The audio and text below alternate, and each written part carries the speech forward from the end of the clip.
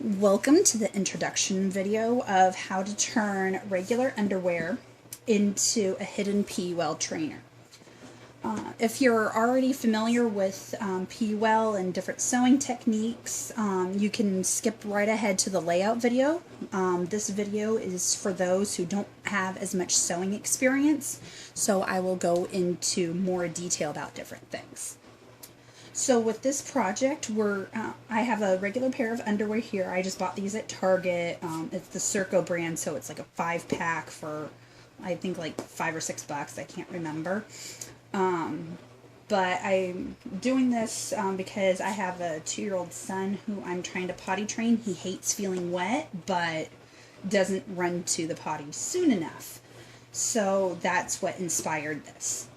So what I have that I turned it into is this is kind of almost like a pull-up, but it's made out of cloth underwear. So this is what we're going to be accomplishing. It has what's called a hidden PUL layer on the inside. PUL, what is that? Most novice sewers ask. It's short for polyurethane laminate. I have 2 examples here. This is the brand that's Babyville. It's what's mostly found at Joann's and Hobby Lobby. It's made in China, and they have several different kinds of prints and colors, but their laminate on the back side, it's white, and it's actually a coating on the fabric itself. I don't really like the Babyville stuff personally. The prints are really cute, but for durability, for me, I'm not a big fan of it. I do purchase most of my PUL from different sources like diapersewing-supplies.com, Wazoodle, and there's a co-op I purchase from, but all this PUL is made in the United States, and it's all owned by small businesses, and so that's one of the reasons I really love it. Also, the PUL itself, you'll notice their PUL laminate is it's not white tone, so it's more clear. So if you can see on the edge, it's the laminate stuck to like a knit type print. They also come in solid colors. I just had this. I thought it was ironic. I had a spare piece of Galaxy, and I'm using dinosaur underwear. Now with all PULs, they do age out after a certain amount of years, kind of like the headliner on your car. I find the Babyville doesn't last as long as the other types of PUL. So that's an information about PUL. Now, that's what layer is between the underwear and this layer here. This layer here is, some people can use flour sack towels. I've been asked what are flour sack towels. It's made out of 100% cotton. You can usually purchase them at Target, or I don't like shopping at Walmart, but I've heard you can get them at Walmart. But the times I have gotten them at Target, it's like buy 2 packages, get the third half off. So that's when I purchase most of them. So what I did here is I have 6 layers of this cotton. This I bought at Joann's, but it has a similar consistency and feel and absorption to the flour sack towels.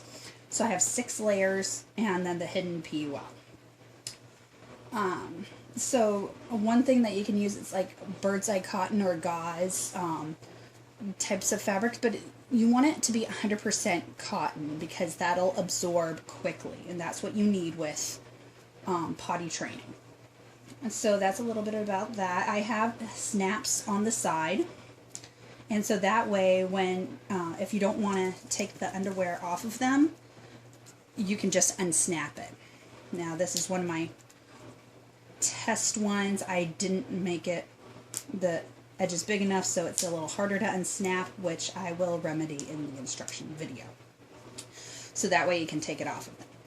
Now, this is actual underwear, so it's not completely waterproof all over. It just helps when they have little accidents and they go in their underwear. That way you can take care of that. Now, I don't have an actual pattern that we're going to be using. You will be making your own pattern, and I will go through that in the pattern. One thing I did notice as I was sewing these is part of some of the seams where the fabric itself was starting to rip. To remedy that, we are going to use interfacing. Now, you can get it off the bolt like this, and it comes with instructions. Sometimes it comes pre-cut in its own little package. If you get it off the bolt like this for this project alone, you don't need all that much. It probably only cut like maybe 3 inches if you're buying it just for this project. I ended up buying a lot of extra interfacing for other projects, so that's why I got the end of the bolt. So, and then with the snaps, you can use snap pliers, which I have. I also have a snap press, so that's what I will be using, and I will go over both in my instruction video.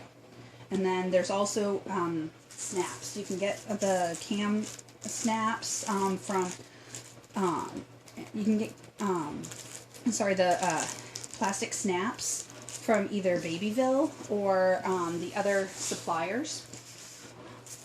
I currently use stuff from the other suppliers because Babyville tends to be a little more expensive and you are very limited to what you get. So I use other stuff since I tend to buy more in bulk for my business. So that's a little bit of the overview of what we will be doing. Let me know if you have any questions, and then we'll be ready to start the instructions of laying out and cutting and getting everything ready. Oh, one thing I did forget to mention is this mat is a rotary mat, and it's self-healing, so we can do that. I have a rotary cutter. I love to use that when I'm cutting a lot of different things, so that way it saves me time. I also have my fabric scissors. These are spring-loaded, so for me it's really easy since I had wrist problems years ago. And then I just have a regular scissor because you don't want to use fabric scissors to cut paper, and you don't want to use paper scissors to cut fabric. So that's, I think, the only thing I forgot to mention, and I will see you in the instruction video. Thank you.